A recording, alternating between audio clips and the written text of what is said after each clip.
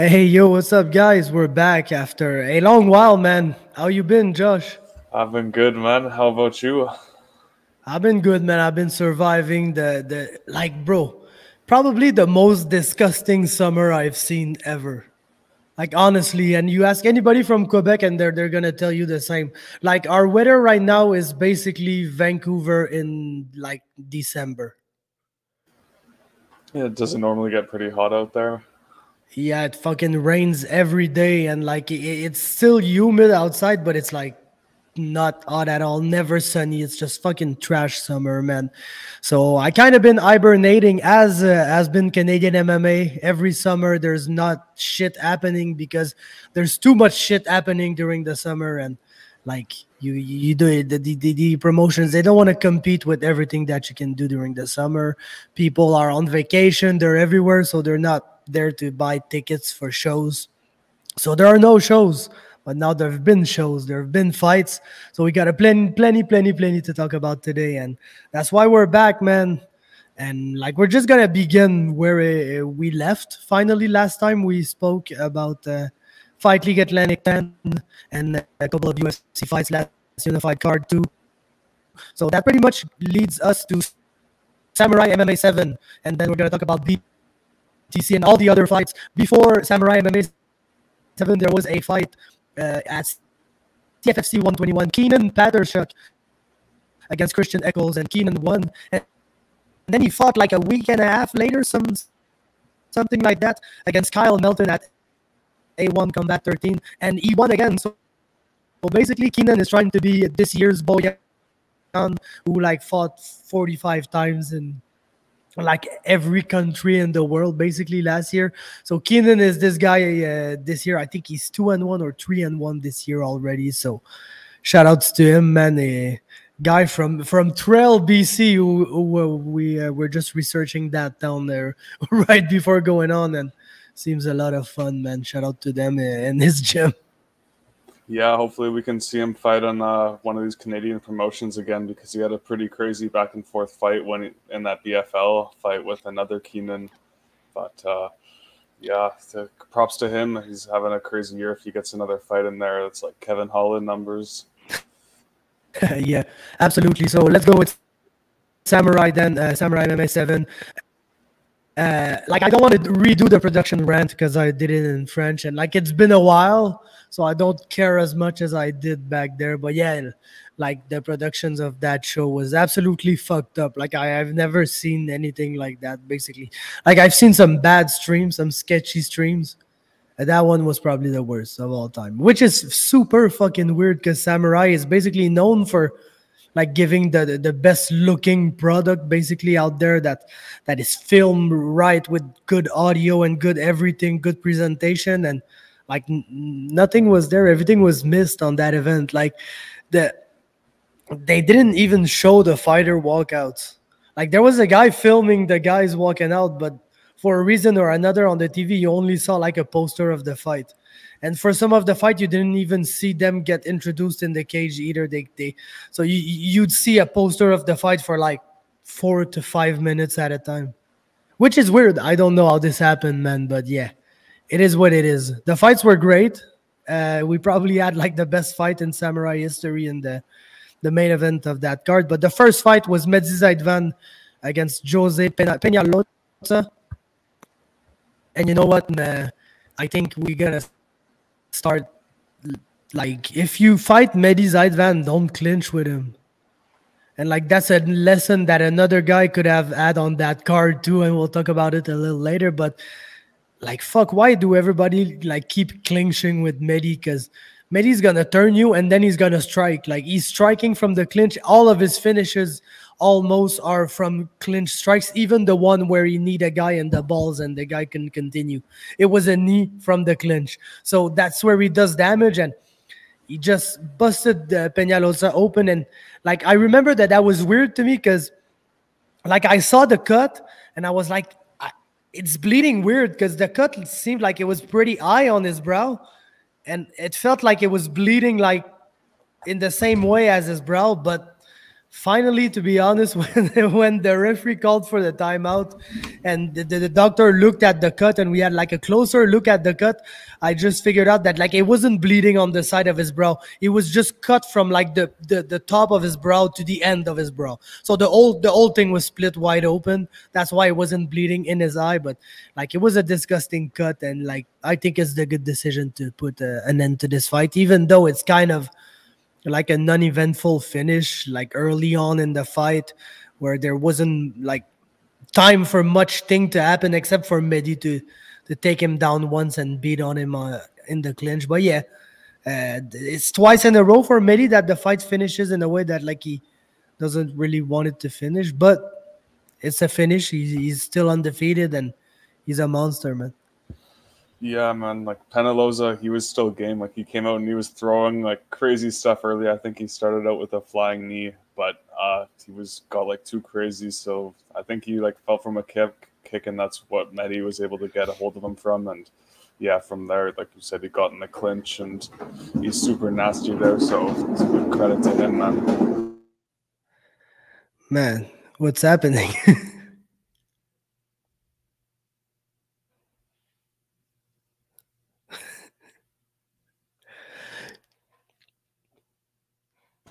There's just some super loud car going by. Yeah, that was kind of the loudest car I ever heard, man. Yeah, It was, bro. the fuck, man. Like, yeah, then let's move on. Alain Majoric, Mauricio Cruz.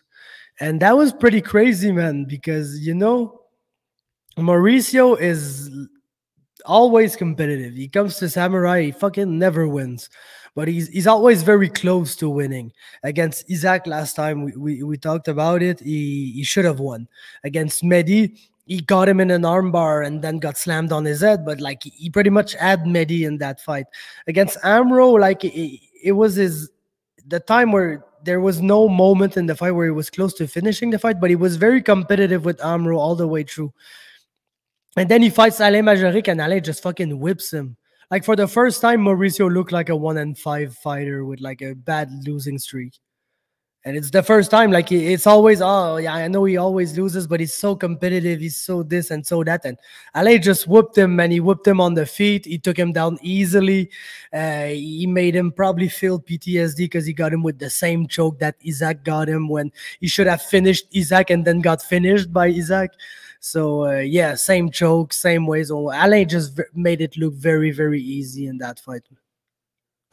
Yeah, I don't have much more to add because he really just dominated from start to finish. Looked amazing in the grappling, and that's like the one sort of thing that Mauricio might have had a weakness in that we saw from his other fights. So Majoric was able to go and exploit that, and he sunk in that arm triangle, or was it that? Yep. He sunk it in super quickly and got the tap. So credit to him. No, that was great, man. And Alain's looking very good. And I think he's trying to fight again in Quebec if he can. But I don't know if that's going to happen. But he's on the roll, and he's one of the has been really impressive. That leads us to one of the biggest highlight we've seen in Samurai yet, I think. Scott Rodriguez against Edwin Martinez, and like Edwin is always a game competitor, so of course he was gonna try to enter the reach of Scott, which is a tough thing to do because Scott is, I don't know how he does to. He was one of the first guys sitting there at the weigh-in, like just waiting to weigh himself. So I think it's pretty crazy because he's like 5'10", 5'11", something like that. Way too tall for a flyweight, basically. Like he's got that Louis Jourdain frame, and Louis Jourdain had like all the problems in the world to make weight for that division. And Scott seems like he's doing it pretty, like I won't say easily because nobody should weigh 125 pounds, never. But he's able to do it like quite easily. And that reach advantage is going to be a problem because Scott is mostly a grappler, but the way that he just like threw a punch to make Edwin counter, and the way that he ducked his head, he timed it perfectly, timed the kick, the switch kick with that, and absolutely nailed him for a brutal knockout early on in the fight. And that's the way that you need to do things in a division where it seems like Tommy Morrison is probably gonna like be the first guy to fight for the belt if he's able to beat Matt Dawson or whatever. And of course, Scott, they were supposed to fight as amateurs. It's a fight that they're gonna want to do sometimes, because it's two local guys from Montreal, but that don't train at the same place, and they would be willing to fight each other. So to be able to do this to probably the guy who gave Tommy is more trouble in his pro career, it's such a big victory for Scott Rodriguez here.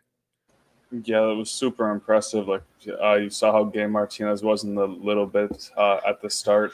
He was landing some decent shots, like leg kicks and punches. But yeah, Rodriguez, it was an incredible finish. He landed it super clean and looked like he was able to get him to duck into it. And yeah, it's 2-0 now. We've got a lot of really good flyweights in Canada, and now I'm excited for that Tommy fight if Tommy can get through Matt Dawson.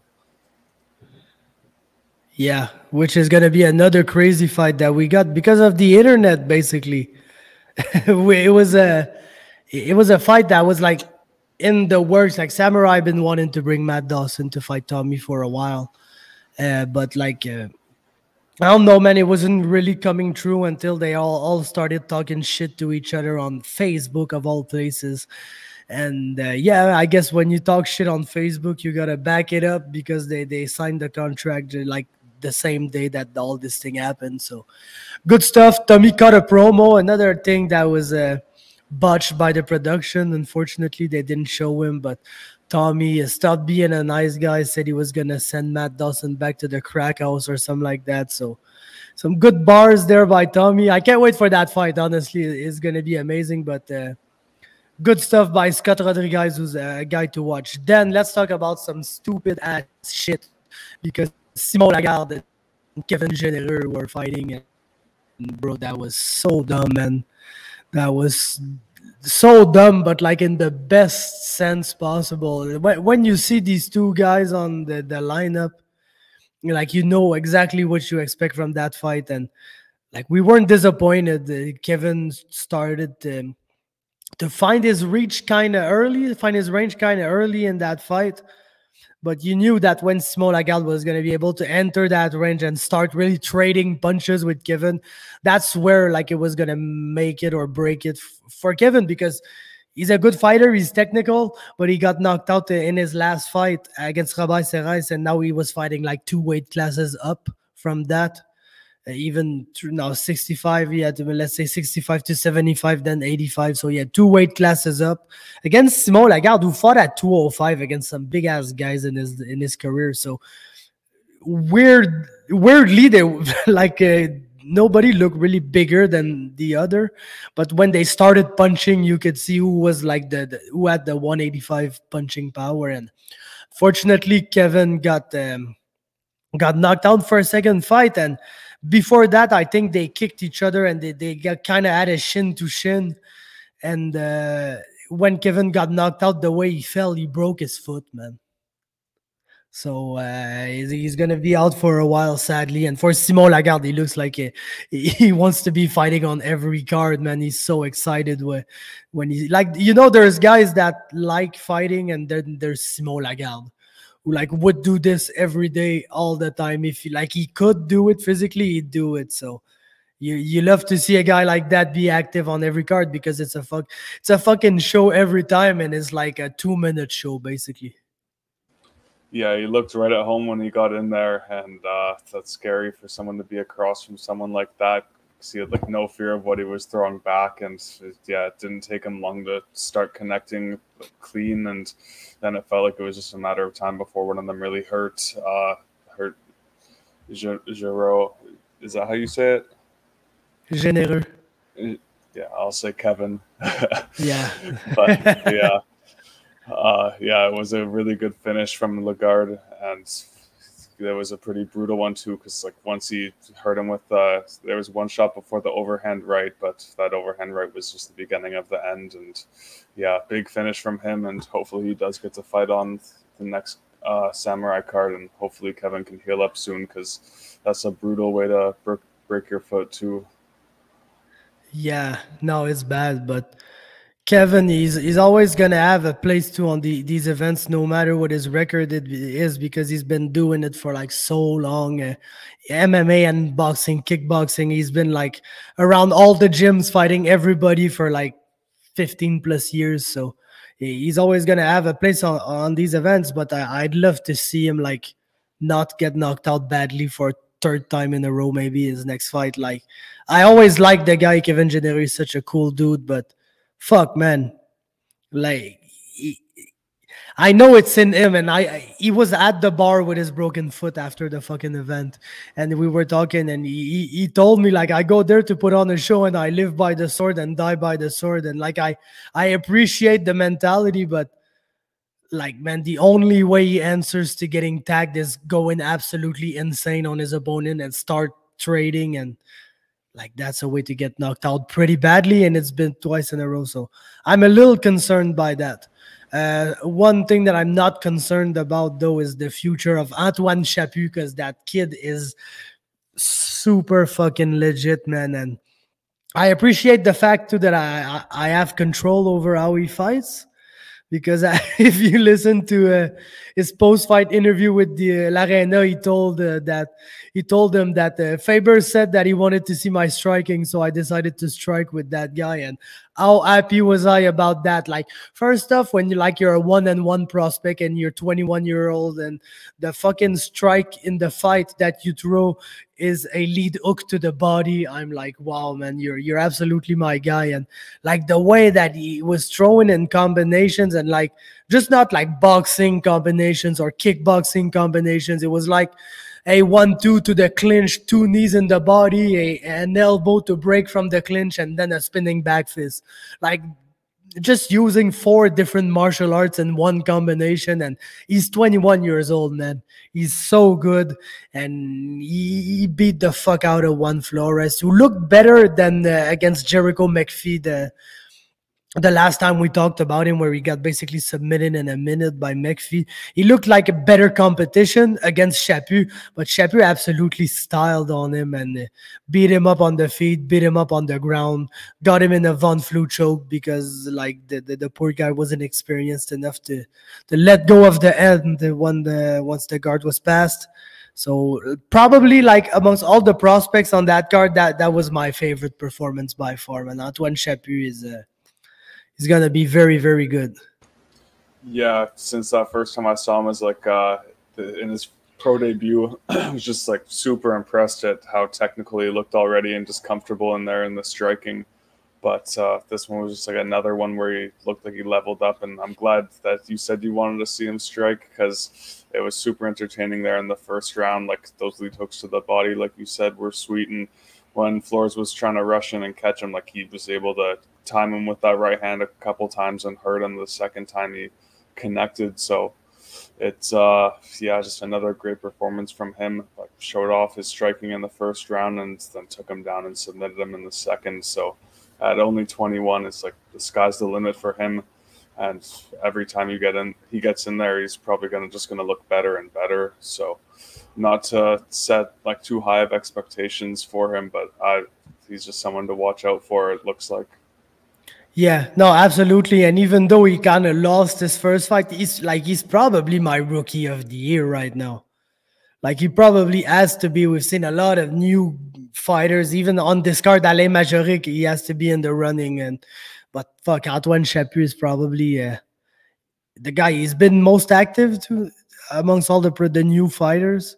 So I think he's the leader for now. It's gonna take something pretty crazy to take him off from there. Then, man, Javad Majoub fought, and it ended in an horrible injury, because if he's not gonna like physically beat you, he's gonna physically destroy you.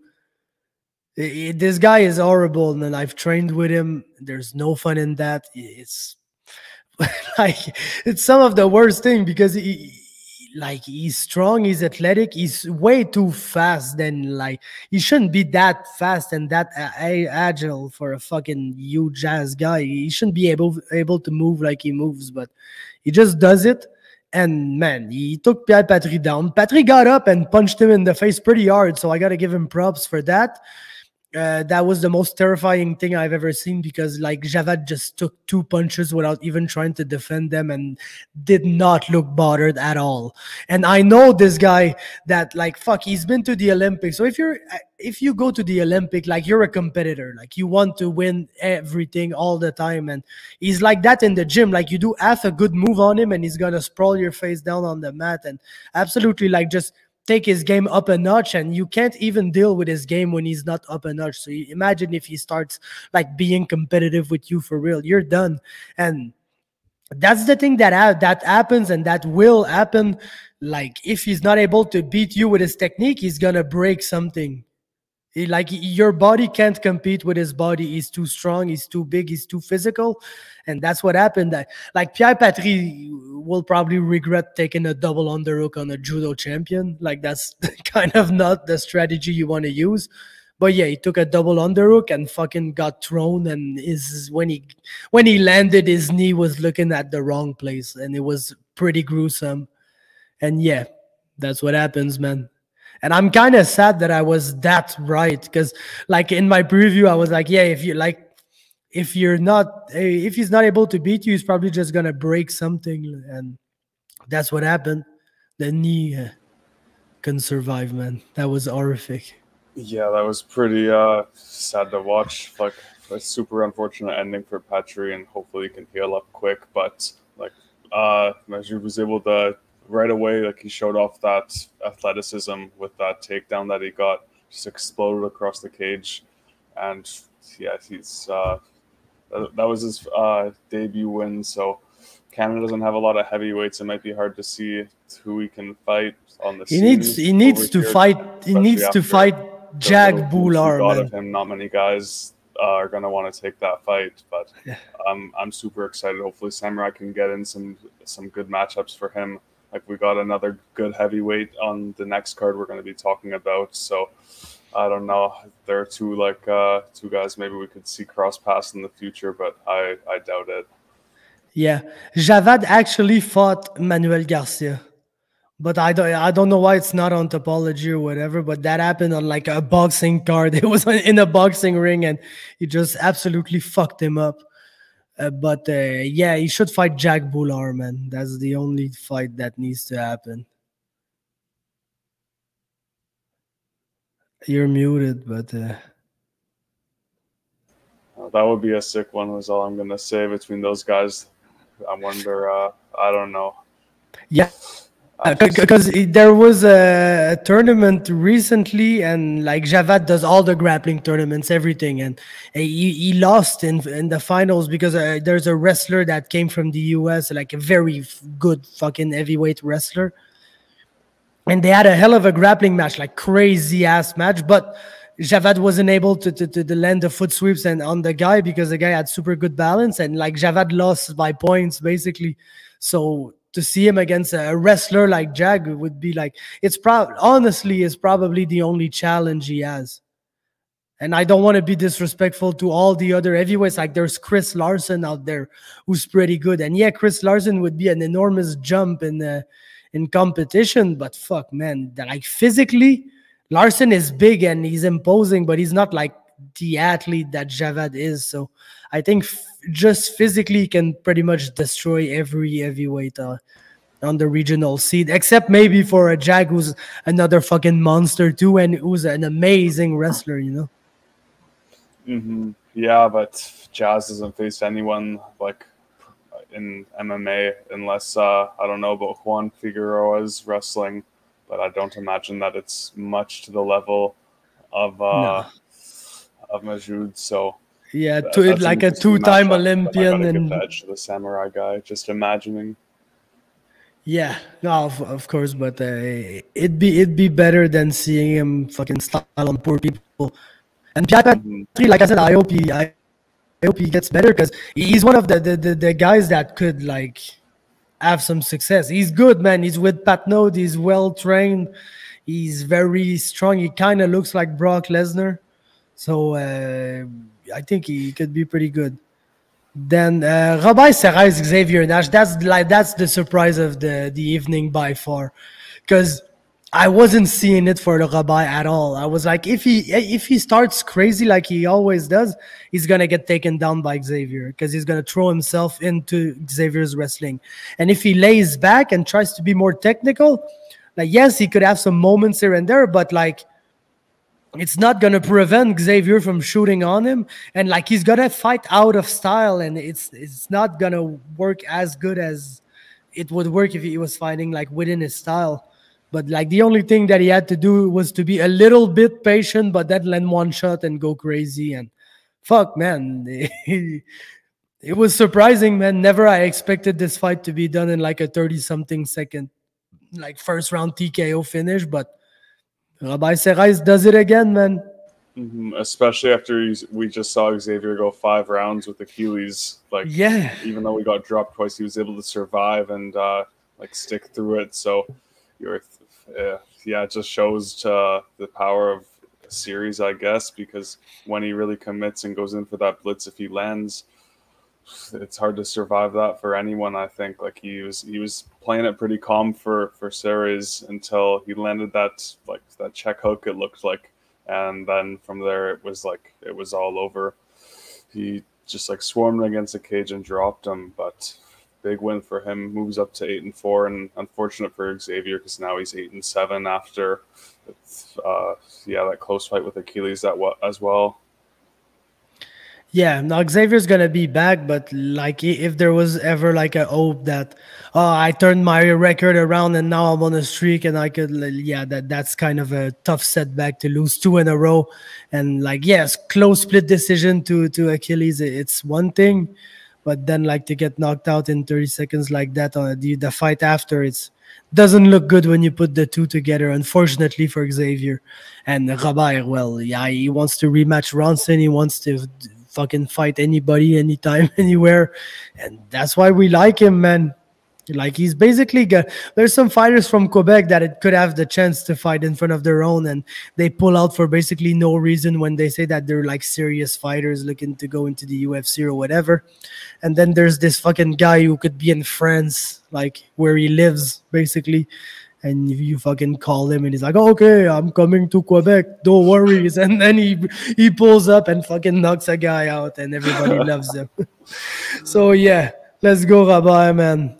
Then Jonathan Ramsey, Danny Mallet, which is like an amazing fight just on paper, you know, is like, I've said it plenty times, but it's the reason why Samourai exists. That's what they wanted to do when they launched the promotion, was to have the best fight, but the best in Quebec fight the best in Quebec. And that was really it. 2 guys on a roll, undefeated. Jonathan Ramsey, pretty much like the number 1 Samourai star, let's say like that, since the beginning of the promotion. Like, yeah, we've had Duprat, Serrais, Tommy Morrison, but like if there's one guy I think who was able to raise his profile above these guys, is Jonathan Ramsey. And he put on a fucking show there with Danny. I still believe, like personally, I still prefer the Dufour and Pribilek fight to that one. But the people voted and everybody pretty much said that this was the best fight in Samourai history. And like I understand, it was a good back and forth war, but also technical, you know. There's some fights that happen and they're like, oh, that was an amazing fight, but like it's a brawl and it's super like untechnical, but it's bloody and it's exciting and there's momentum shifts and everything. That wasn't that. That was very technical. Like they were technically adjusting to what the other was doing. And Jonathan coming in and spamming the leg kicks was very intelligent, man. To be honest, very intelligent, because he did not have the reach on Danny Mallet, and he knew that if Danny was able to work his jab and move around, that's the way that Danny would beat him. So he took the movement away like pretty quickly in that fight, and he really forced Danny to gut it through, because when you're getting kicked in the leg for 2 rounds, and now you know I kind of expected Danny to start slow and start building like in round 2 and upwards from there, but wasn't really able to get going before round 3. And when you really gave away the 2 first rounds, you got to be perfect for the rest of the fight.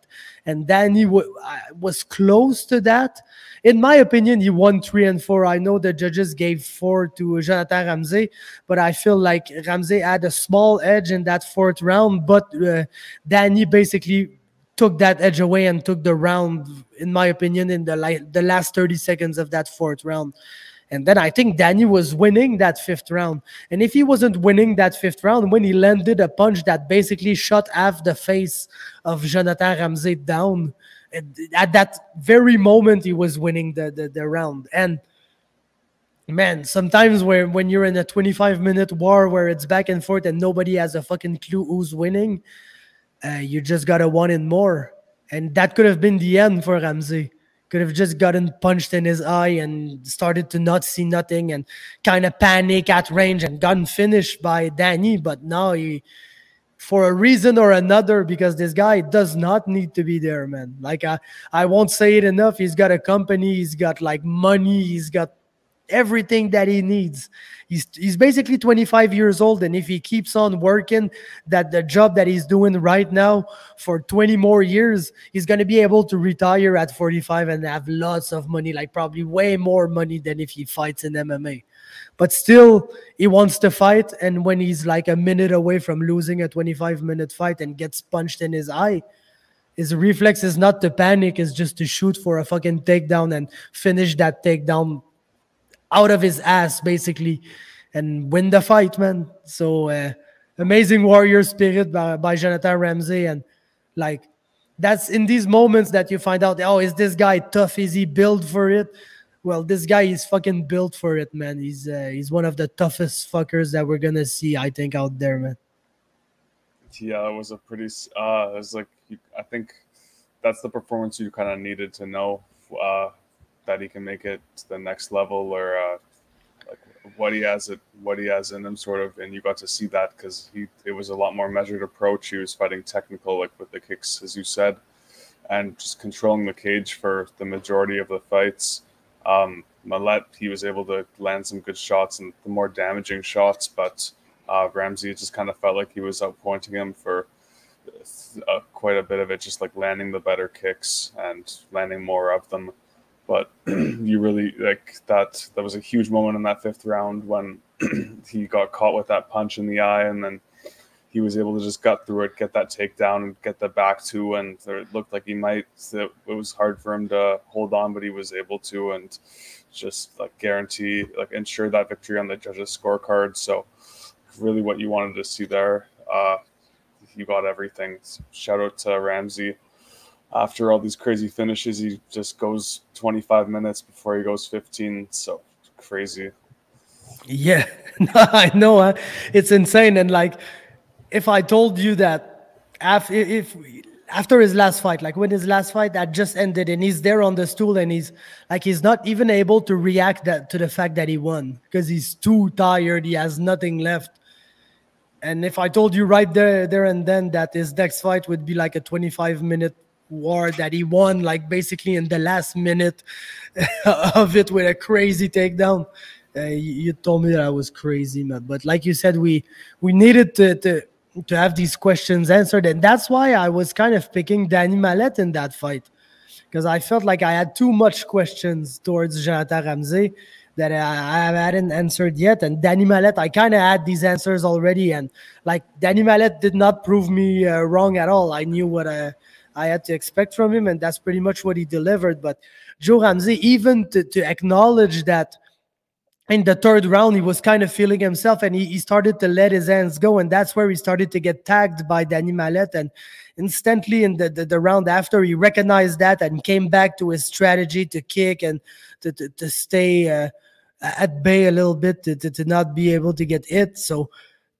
to adjust like that from a mistake that you realize that you've made in the round before, in the middle of the fight, where you're like a 4-0 prospect who started to fight last year, basically, and he's already there in his development. So very good, man, by Jonathan Ramsey and by Danny Mallet, who after like a performance like that, I'm not gonna pick against Danny in much fights after seeing that.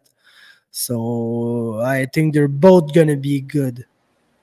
That leads us to a fight where we got to talk about the fight, but we also got to talk about what happened after it, because it's Tanner Boser against Alexa Camur in a case of, please, Tanner, beat this guy so we can cut you both.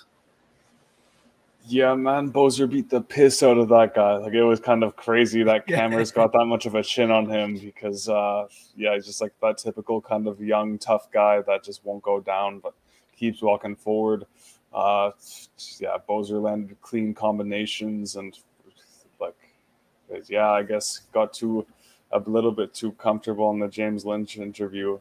Maybe is what I don't know. That's what I see a lot of people like drawing conclusions or pointing the finger at that for the reasoning for him getting released. But it's pretty crazy because there isn't really a ton of 205s outside of the rankings, and he's an entertaining fighter. He doesn't go out there and just try to hold people. He's just got in a crazy fight like that too. Like, it wasn't a boring one. He got the win, and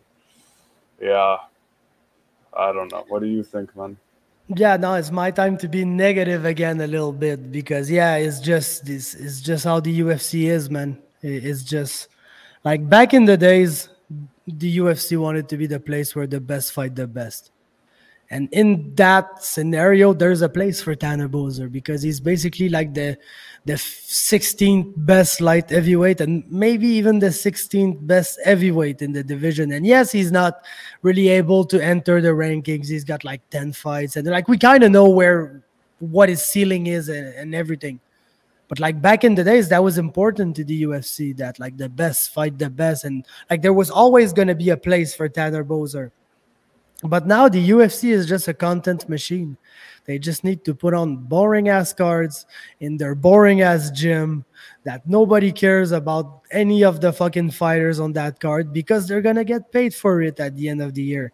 And then you got a guy like Tanner Boser who kind of was saying, I hope the UFC lets me fight my last fight on my contract, but I understand if they cut me because I just lost twice. So he was kind of, I think, expecting it a little bit. And then, yes, he wins his last fight on his contract, but like, yes, of course, the comments on The Rock shoes, that's important in the balance a little bit. I think it kind of gives the UFC the reason to like they cut him, and then people say, "Oh, that's because he said that." I think the real reason is just that if you re-sign Tanner Boser, even though he lost 2 out of his last 3 or whatever the fuck, he's got 10 UFC fights. You kind of got to pay him like a little bit. Not much, but a little bit. But how many fucking 10 and 10 contender series could you sign for one Tanner Boser? So that's just what they do, man. They just, if you're not like, if they don't need you and you got experience, they're just not gonna resign you, and they're gonna sign like 5 losers from the contender series who like don't even really deserve their fucking contracts. And that's just what's gonna happen, man. And it sucks. It's fucking trash, but like it's the way it is, man. We're not in a world anymore where the UFC want the best to be there to fight against the best, because if the best need to be there, Tanner Boser needs to be there because he's one of the best. He's not a top 15 guy. He's never going to fight for a belt. He's not going to be a contender. But fuck, he's one of the 20 best guys in the world in 2 divisions. He's fun. He never really puts on a boring fight. Even when he loses, he gets finished. So fuck, like, why would you want to cut Tanner Boser? But yeah, because they'd rather bring 3 guys in at that price to fill their stupid ass Apex cards that nobody cares about. Yeah, and I saw just some more rumblings on social media that apparently he's already in talks to sign with another major organization. So you have to assume that it's most likely PFL, and fingers crossed that this everything can fall into place for him there and get some success and win a quick $1 million in the next year or so, because that 205 division, all he has to do is not take steroids, and then it's a pretty clear path to the title. Because I think over half that fucking division all just fell out from popping. Even Rob Wilkinson, Thiago Santos, Christoph Jotko, Will Fleury too, I think. Like, yeah, that's half of it right there almost. Yeah. No, of course, man. It'd be one of the favorites to win for sure. So you should try this out, or if not, you could come back home and fight for Unified, and I'm sure that they'd be pretty happy to have him back. Yeah, they have been really good at, I'd say, like the best by far out of any Canadian organization at getting worthy opponents into fights, like these high-level guys. So you could definitely see some really great matchups in Unified there. Yep. Then that leads us to Diego Lopez, who absolutely twisted Gavin Tucker up.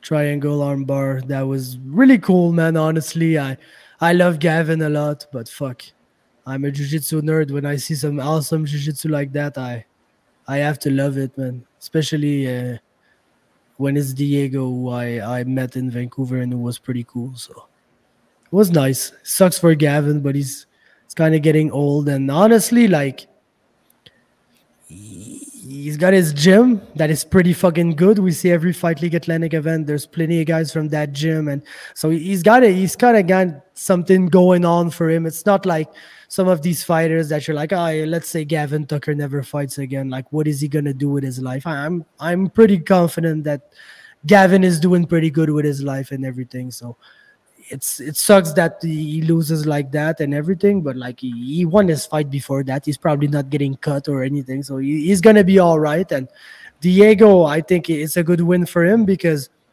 he kind of had the worst type of hype, in my opinion, which is the hype of you're very good because you've been good in a loss to a very good guy, like the Chris Moutinho hype. And he kind of defeated the Chris Moutinho hype there by winning a fight against a very legit opponent in Gavin Tucker. So props to him. Yeah, that was, I don't know, disappointing to see. I don't know. I don't have much to say about this one, man. I was pretty disappointed in that. It's a brutal sport for him to make his comeback after that long. But, yeah, hopefully he can get one of these Dana White Contender Series schmucks that's taking Tanner Boser's spot on the roster. Because I think like anyone outside of the top 15-20, Gavin Tucker can still have a great fight with and be competitive, most likely win. It's just Diego Lopez is a super legit guy, super legit ground game as well. So shot right into that. And yeah. Yep. So then we had the first Canadian on the Contender Series, and man, I was so frustrated with that fight because, like, when the fight ended, I clearly felt like Caio was not getting any contract, and it was frustrating because it wasn't because of him, you know. Caio went after it, tried to finish the guy. Yeah, like the guy was tough, and Caio did not have enough power to finish the guy and was not really able to take the guy down because the guy was fucking fat and big and was doing absolutely nothing, like was anti-fighting. Basically, he did not throw any punches, was trying to clinch against the cage, but like not clinch against the cage to work for some takedowns, like clinch against the cage to straighten his back like all the way up and be very upward and not do nothing basically. And I was frustrated, man, because I was like, Caio, I feel like he tried everything he could do, but it's tough to produce a fight that's good when you got only one guy who's trying to fighting and the other guy is trying to do everything he could to avoid fighting.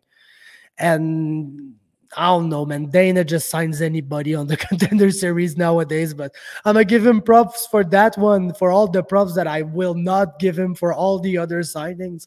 I'll give him props for that one because I am personally involved because I like Caio, and that's the only reason why I'm going to give him props. But yeah, Caio Machado deserved to be in the UFC, and he's in the UFC now. So no matter the way that he got there, nobody's going to care in the end if he has a good career, and I'm sure that is going to be the case. So props to our guy, man. One of the coolest fucking guys you're going to meet. And, man, living his dream. Let's hope he gets his fight in Sao Paulo in November. Yeah, man, couldn't be happier for him to get that contract. It looked like his opponent's Sizlarski kind of like checked out a bit after he couldn't get that first takedown, but Kyle, he stuffed quite a few takedowns and showed great defense. He didn't have to show much striking defense, but yeah, his opponent like landed one punch in the first, 4 in the second round, and 12 in the third. So at least he broke double digits there. But yeah, Kyle just like put on a clinic on the guy. It looked like, but still, just he couldn't really unload fully or like put out crazy combos because of the takedown threat. And he's facing a 6'7" Polish guy that came in at the limit. So he's just trying to get him down. But clean 30-27. Besides the finish, like it was just a pretty clean performance from him. Those big overhands, he was landing a bit, and hopefully he can get in that ringer of old heavyweights that the UFC has to get some momentum and some hype behind him. Like we saw Waldo Cortez Acosta, who Ka was supposed to fight last year. Like after that, when he got a couple of them before stepping up, so. Yeah, there's a decent bottom of the barrel guys that I think Kyle could light up. I'm looking forward to it.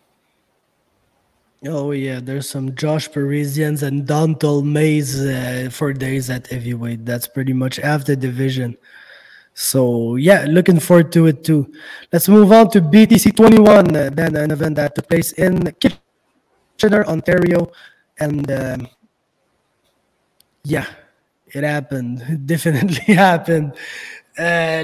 Small attendance, man. It was kind of troubling to see because the arena was so lit up. Like every light was open, so you could see every place where there was nobody sitting, basically. So it was kind of sad. I feel like BTC for, like, let's say the vibes of the events, the better shows that they put on is when they're at their gym.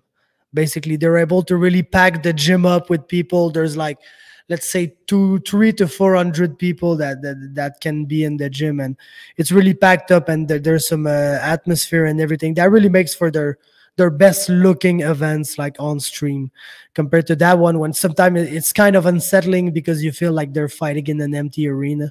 So that's my only small criticism. Let's talk about the fights. Clean Amin Al-Malik against Victor Auregi, and let's go, man. Let's go. That's what been wanting for a while. It's like we talked about it. Start his career 0-2, but then won his 3 next fights. But I feel like all of these fights weren't really up to what he expected of himself, because he's very good. Like when you look at Amin, the way that he strikes, the way that he moves, he's a very good fighter, but there was a little something missing in his fights that made for closer fights, like decisions that would drag a little bit. There was none of that there. He just absolutely smoked his opponent with a knee in the first round, and finally got his finish after 6 fights. He's now 4-2, 4 wins in a row, got his first finish. Everything is rolling for Amin now. Yeah, I'm happy for him, as he really emphasized how bad he wanted that finish, and he got a big one pretty quickly here. Like he landed that head kick right as Yargui was exiting the striking range, and timed that knee like perfectly as he jumped in after that. So, like judging by how much he throws them, the knees and high kicks are probably his favorite 2 strikes, and they're pretty dangerous because I was finally able to to finish someone with it. Now he's moved to, is that 4-2 now? Yep. Yeah, it's a solid record now, and saw like Canadian Muslim MMA on Instagram was rumoring a Mitch Trezella matchup there, so that'd be a pretty banger fight written all over it. Mitch Trezella, man. When you hear that, that is gonna be crazy as fuck.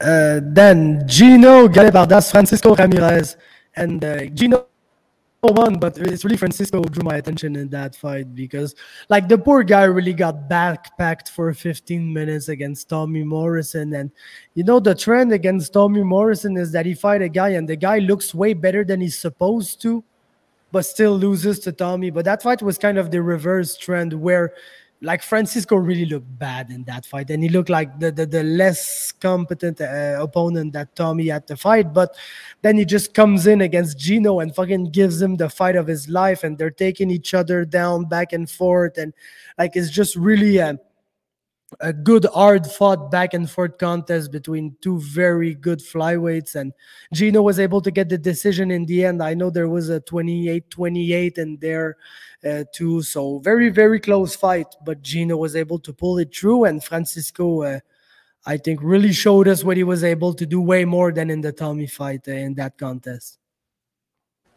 Yeah, man, that was a pretty crazy fight, and like super true observation for that Ramirez one, because I don't think people were expecting that from him, but he was able to hurt Gino multiple times and almost finish the fight, but Gino stuck it out. He had his own moments too with submissions, super tight triangle, but Ramirez wouldn't give up. And yeah, it was just like a super gritty fight from both guys, and very entertaining. Might be the fight of the weekend between those two events, just between how competitive it was and back and forth. Like those momentum swings were just crazy, but what am I saying? It's definitely not topping Ramsey versus Millette.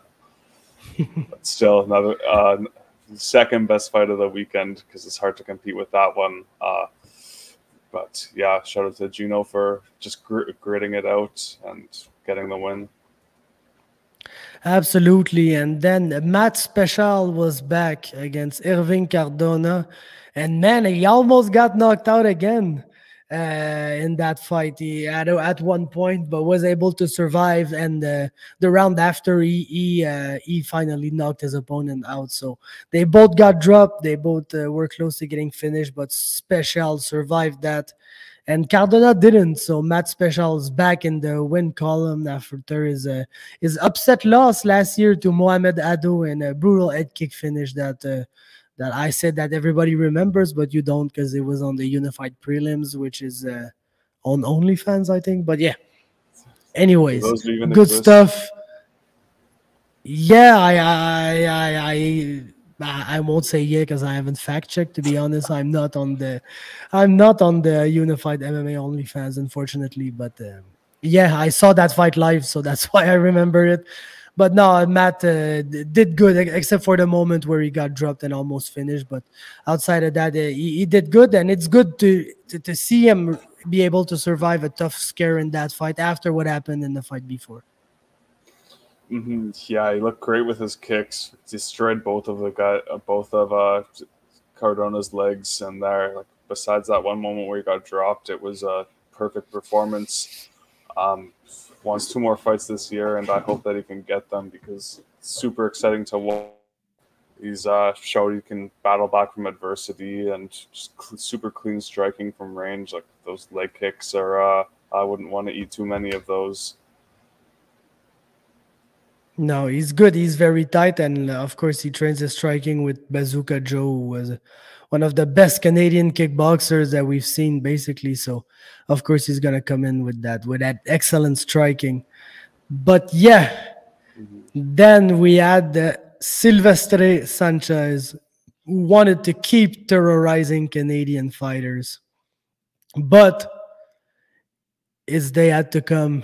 And it was going to be against Luke the Duke, of course, because Luke the Duke is just a disgusting style matchup for every fucking fighter. Like on the regional circuit, like if you hear about having to fight Luke Roberts, like turn down the fight, man. It's a bad style matchup for everybody, because he's an elite wrestler who fucking loves jiu-jitsu. So he's just that good of a grappler, and he's tough as fuck, and he's got like that wrestler crazy mentality where, like, even though he's super tired in a fight, he's still gonna keep going. And it's just the worst fucking matchup you can have to fight. And it was too much for Silvestre Sanchez, who had upset Justin Conde, who had upset Matt Smith and was undefeated against Canadians. But that wasn't going to be able to last forever, especially when you got to start crossing paths with the Niagara top team guys. And yeah, no, Luke is one of my favorites by far. A guy that is that good and that technical into his grappling. I always love that. So big shout out to Luke the Duke, man. He's my guy for sure. yeah, he's I don't know. The fight was like if he was gonna win, you'd probably expect it to go like that. And yeah, like he looked great from great top control. Sanchez had success on the feet, but Luke was able to get the takedowns. He showed a great chin in this fight as well. But Sanchez was pretty patient trying to like time the uppercut on the feet, and Luke was still able to get him down regardless. Super active with the ground and pound as well, so there's never really any risk with him with the ref standing it up because he's always with ground and pounder. His jiu-jitsu just trying to advance position. And yeah, Sylvester he had a decent third round. He was able to keep it standing and was coming on later, but still wasn't enough because Luke just grinded out those first 2 rounds to get the decision win. So yeah, I think that moves Luke to, was that his 3rd win or 4th? Yeah, he's got a weird ass draw in this first fight, but I think he's 2-1 or 3-1 right now. I'm not really sure. I'm trying to 3-0-1, and yeah, he's I think I could see him taking out quite a few of those top lightweights in the Canadian scene just with that style because it's just so relentless and yeah, it doesn't give anyone much chance to breathe ever. So yeah, shout out to him. He was able to take out the Canadian killer Sylvester Sanchez, and hopefully Sanchez sticks on the scene because he's a legit test for anyone. Yeah, he's an amazing fighter. I always love to see him around, but Luke Roberts is going to be tough to handle, like you said, for pretty much anybody. As is Tony Laramie. Like, they brought him an undefeated guy with a good record, with like one guy that you can really look at his record and you're like, yeah, he's legit. He's a good opponent. And fucking Tony smoked him with 1 punch, basically. Made it look super fucking easy. And yeah, he's ready for the UFC, man. I don't know what's the hold up. I don't know if there's a hold up. I don't know anything. But like in the category of ready, Tony Laramie is there. And I hope that he moves up to that level because like if he's not gonna be fighting against Louis Jourdain or James Clark or something like that, I don't really know what's like the why he's here. Basically, I don't know why he's here. Yeah, they just had a flyweight matchup fall through on the Contender Series because some guy couldn't make it because of medical reasons. So fingers crossed, you see something pop up for him. But besides that, 30-second win for Tony. Finish him with that big right hand. And he had a great post-fight interview as well. Got the job done easy. It moves to 8-2. So there really isn't much left for him to do on the Canadian scene rather than take out one of these top prospects coming out from Quebec. But I don't think many people would want to see, there isn't much need for it. He doesn't have to prove much else and doesn't have to, neither one of them have to take each other out, you know what I mean, and set them back. So at this point. Yeah, no, I'd love to see all of them make it to the UFC, honestly. And they've all got potential too. So it's really, that matchup isn't necessary at this point. Laramie's earned his shot to make it to the Contender Series, which is pretty clear by now. And season's just getting going. We've already got 4 Canadians that are scheduled to do it. So why not one more? Yep, absolutely, man. Then Mike Mead, Manuel Garcia, just the most comical size differential that you're ever gonna see. And of course, the big guy laid on top of the small guy for 15 minutes. It wasn't a really good fight, but it was comical as shit. So yeah, Mike Mead, man, keeps winning fight because he's fucking huge. Yeah, is that it? Yeah, I don't have much else either for this one because he got that dominant decision win.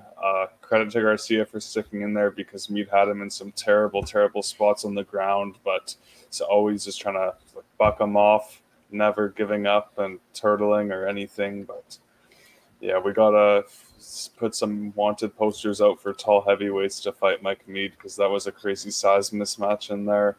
But nevertheless, another great performance for Mead. He's another one of these Canadian heavyweights that's blossoming or turning into a great fighter. Can't wait to see him keep fighting, and BTC's got a great prospect there.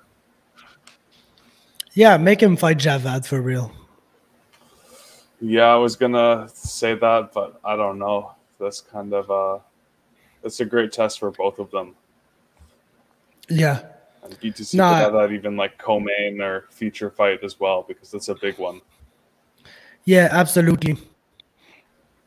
Then the main event, bro, is another one that there's not much to say about. Like, basically, Sanchez, I don't know what the fuck he was doing, but at a point he missed a takedown, or I don't know, whatever. I don't quite remember, but it was weird as fuck, man. Bro fell to his back and turtled up and got finished. And like without, it's not that like he got hit and then fell to his back. He kind of threw himself on his back and then got finished from there. It was weird, man. Even Jesse, when I spoke to him afterwards, was like, yeah, it was weird. So weird main event. Jesse Ronson, another finish, but like I wish he had the chance to finish him for real. Like not the guy basically throwing himself on his back and giving the finish up. It was weird, man. It was very weird. I don't know what you think about that, but I don't know. I was trying to make sense of it, and I just kind of assumed that Ronson got him with a body shot. But if he himself is saying it was weird, then I don't know. Chavez, I always kind of thought something was weird just looking at his record on Tapology and Sherdog and everything. And yeah, it was an interesting finish, but man, I'm happy to see Jesse Ronson just keep winning on the regional scene, get the belt, and defend the belt, I mean.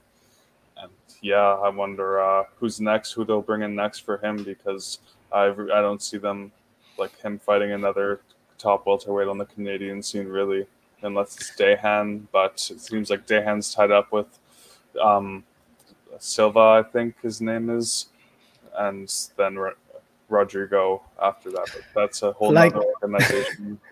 I haven't listened to the clip, but like I think the caption was like, "Does Dayan find it disrespectful that?" And I'm like, "What do you think? Is that the new gimmick? Like they're gonna ask Dayan, "Hey, do you feel disrespected by this or that?" Bro, you know he feels disrespected as fuck, man. Like it's Dayan, you know that he feels super disrespected.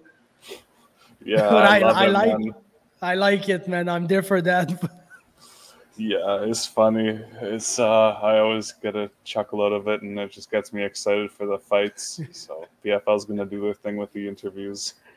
Yeah, I know. And Dayan got like the old grumpy guy gimmick. I fucking like it. He's super pissed off at everything, and he should be, man. Shit is fucked up, man. Say your part, Dayan. Then, fuck Bellator. Have you seen the Josh Hill fight? Yeah, I did. The first round I didn't catch, but the last two I did see. And thanks to Bellator's new Showtime thing, you can't watch it on YouTube, which is awesome. So yeah, I couldn't rewatch it. It just makes me not watch Bellator anymore, honestly. Like if I could just pull it up on YouTube and it's there, and I gotta go out of my way to watch that shit, man. It's tough, man. It's a tough ask, to be honest. Yeah, it's hard to get up for that, but when I see the gentlemen fighting, I gotta try to tune in. And yeah, unfortunately, you couldn't get the nod there. It was just a lot of the first round, from what I saw in the highlights and heard, like position over damage or control over damage. So close one. He couldn't get two of the judges gave that to his opponent. Second round, I'm pretty sure was pretty clear to him, and he was able to outstrike him pretty clearly. And then third round, so super close one. Unfortunately, wasn't able to do enough to get the win. But yeah, he's fighting these tough prospects from Russia or from wherever the hell. So credit to him, man. It made it a close fight, and if you got another judge in there, then he could have got the nod. Yeah, it's like Josh Hill trying not to fight a Russian challenge. Not going well.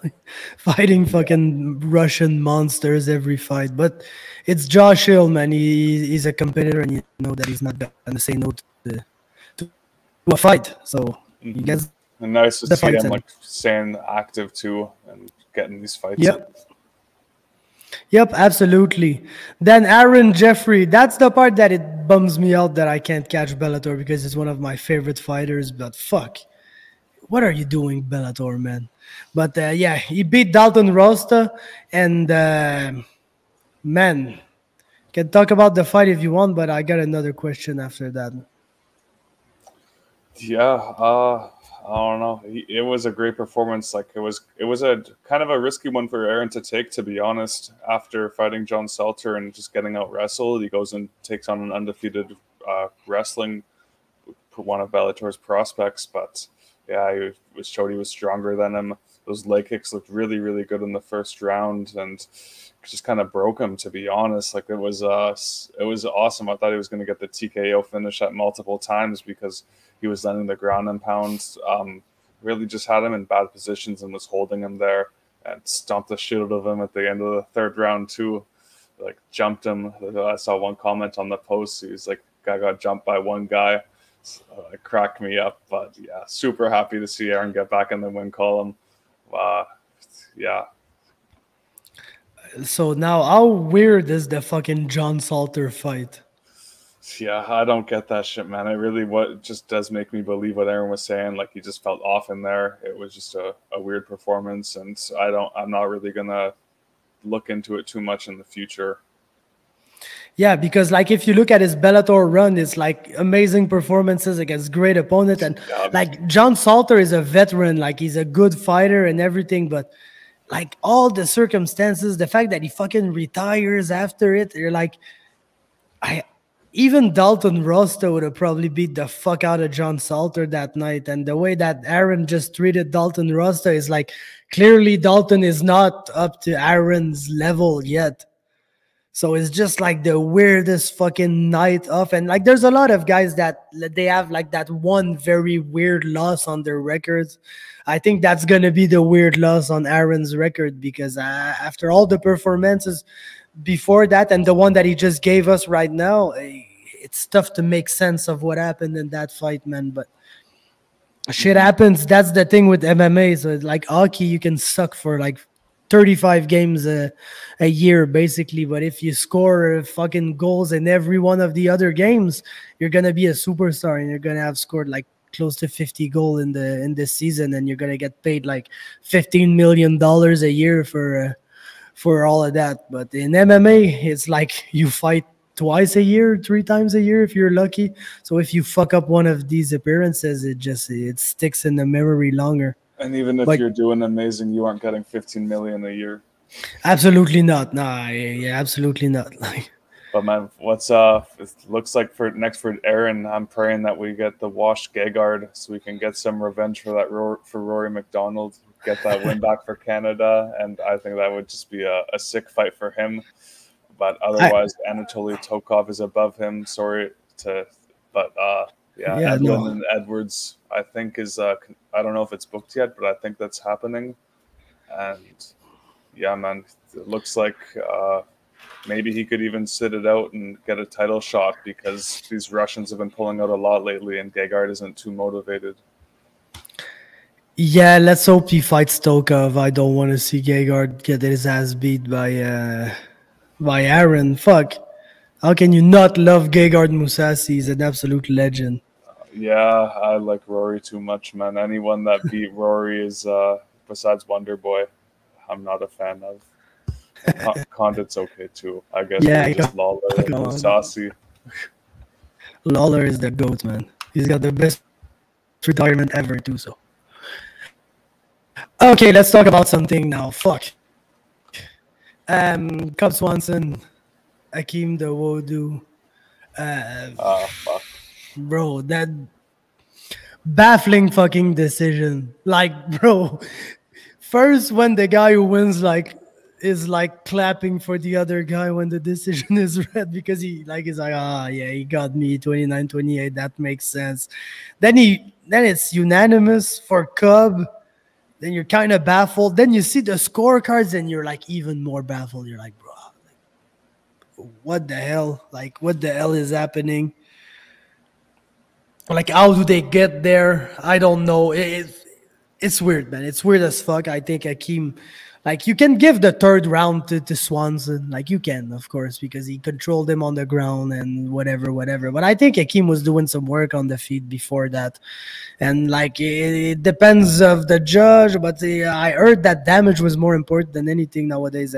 So by that standard, I think you can even give the third round to Hakeem, to be honest.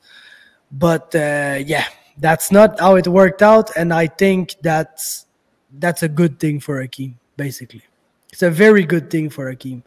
Because if you look at Hakeem's career in the UFC, except for the Movzar Evloev fight and Julian Erosa, where he wasn't in that fight at all, and that's another weird one, but let's not talk about that right now. Like, for all his other fights, win or loss, it's always a split decision. It's always super tight, and like you never quite know. But like, if you look at Hakeem, he's so good. He's technical. He's great defensively. He does not get it.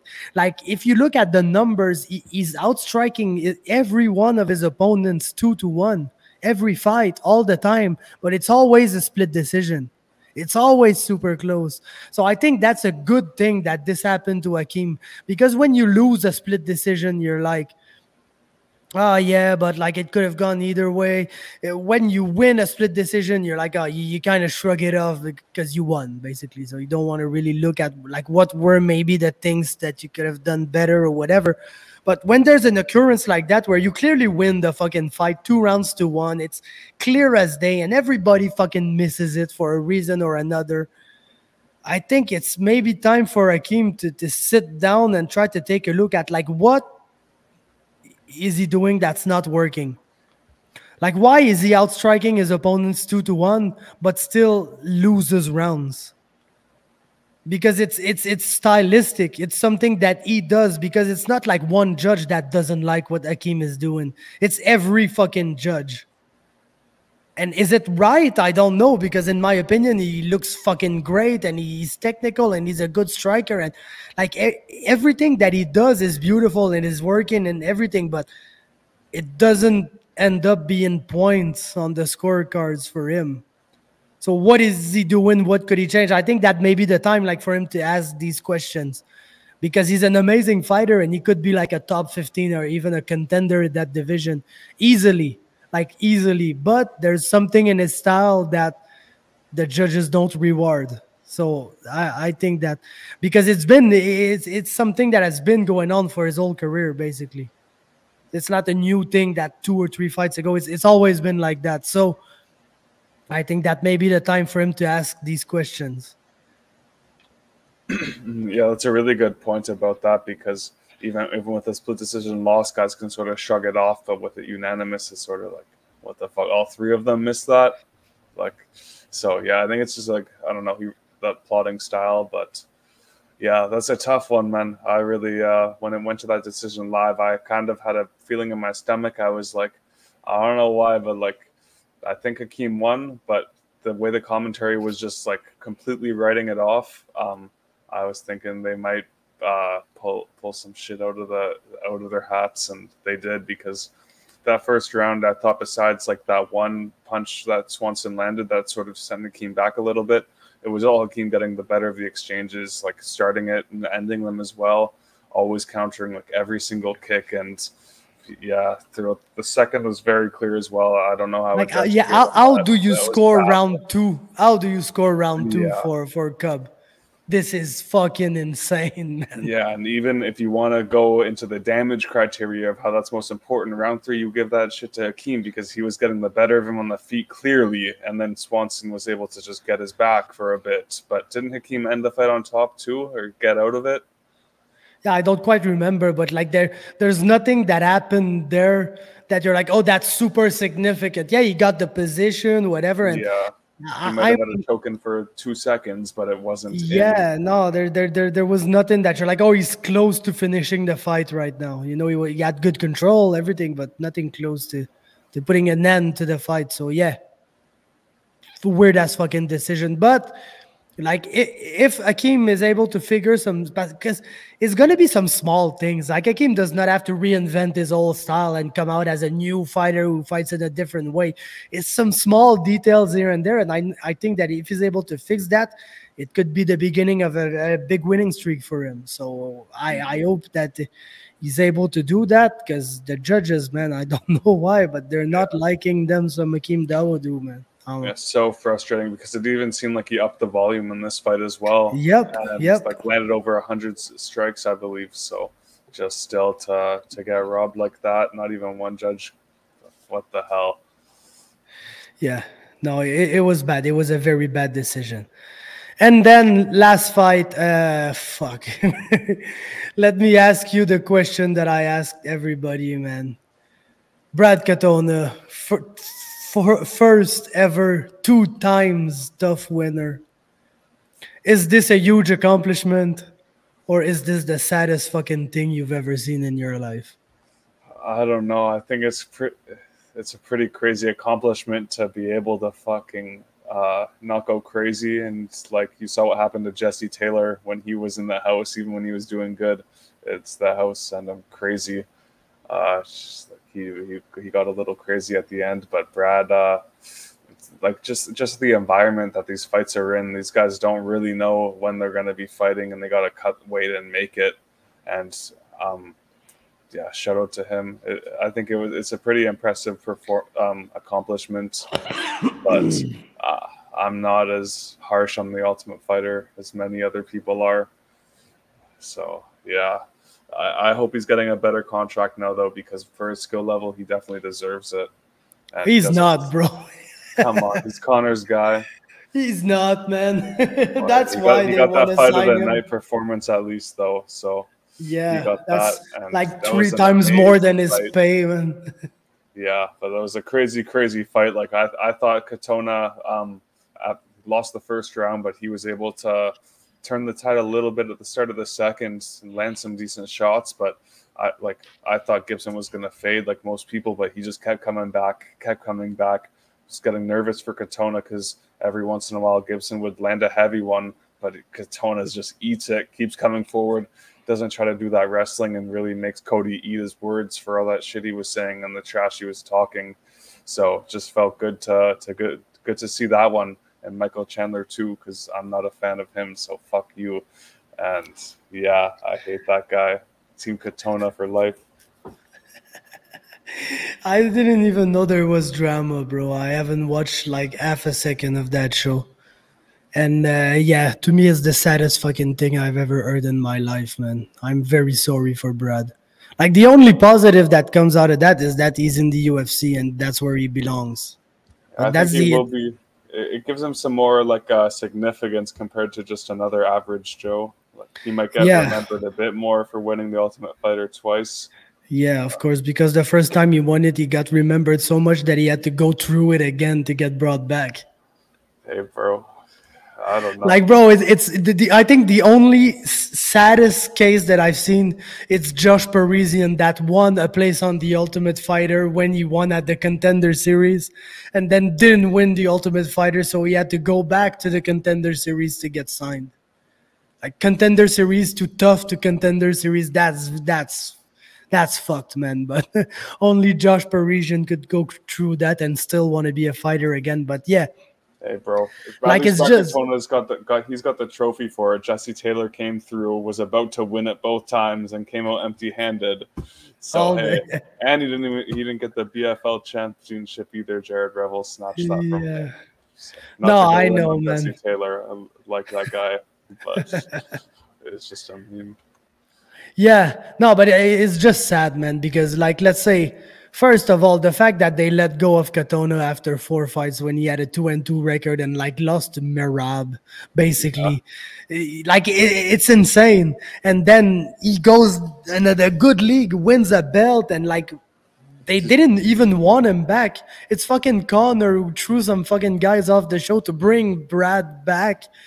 And then to have to go, like, if winning tough gives you status, then you shouldn't have to go through tough again. Yeah. If you leave the UFC after winning tough and be super successful and win like 3-4 fights, that's what he did before going back. So yeah, it's sad, man. It's fucked up the way that they did Brad Katona, basically. But he's in the UFC now, and he's good, so he's probably gonna win some fights and still have his place. And I hope they fucking keep him around this time because he deserves to be there. And after a fight like that, like a crazy performance that everyone was talking about, I think he'll get a pretty maybe on the Connor card if that ever happens. He'll be on there or something. They'll find a way to show him off and use him as either as a B-side against a good up-and-coming prospect or let him get a fight or two after that huge performance. So yeah, shout out to him. That was just super sweet. I was happy to see that whole season. Like, if he wasn't on it, then I might not have watched. I still might have, because it's Connor, and I'm one of the few people in the world that'll still try and watch Tough. But I'm really not a fan anymore after that shit, because I was so excited, and it was terrible. But Brad Katona winning made it all worthwhile. So Superman got it done, and Canada's got one more back in the UFC. Yep, and it's 2023. It's not the Connor card anymore. It's the Sean O'Malley card. That's where you want to be at. That's where the money's at, man. UFC really, it's kind of crazy. The UFC, like, throughout his whole career, he's always been on the pay-per-view cards and stuff, main cards as much as they could. And when he finally is on the head of a pay-per-view and gets a knockout, they post that right away, get it out there. It's just in my mind. Yeah, no, I know, but they fucked up with Sean O'Malley, bro. They just created something bigger that they thought that they wanted to, I think. Mm-hmm. Like, I really think he could be like, not the next Connor, but like he could be the next guy to become a star, like on the level of, like, let's say a Connor, a Ronda, like really crossover star. I think he can really be that, and I don't think the UFC wants some crossover stars anymore. They got to pay him way too much money, and they got way too much power. Because if you think Sean O'Malley's going to be there and fucking like beat Cheeto and say, oh yeah, bring me Merab in 3 months, that's not happening, man. None of these fuckers are getting title shots now. Yeah, he's already super choosy on the come up and only wants a perfect matchup. What's he going to be like now that he's the champ, and he has to, his pay will go down a little bit if he loses the belt. But yeah, no, they just created a monster, but it was a great highlight, man. And I won't lie, I don't like Aljo, so I was pretty happy to see him get face planted like that. Even though after that, he just, and that's what frustrates me the most, I think. Like, the fucking guy loses, gets face planted, and then gets on the mic, and he's like actually a good person that you want to like care about and shit. Like, why weren't you that all along? Like, why were you the most insufferable fucking cringe? Man. I hate that so much. They all want to try to have like their own gimmicks, and they're so bad at it. When they could just be themselves and it'd be super all right. Yeah, it felt like everyone was gonna start to kind of like Aljo after he lost, but he really did drop the gimmick. I guess when you lose, you can't be doing those Fortnite dances, so that makes you a lot more likable. Yeah, no, I think that's it, man. We'll be back soon, guys. With I think Unified is coming up next in September. Yeah, but there's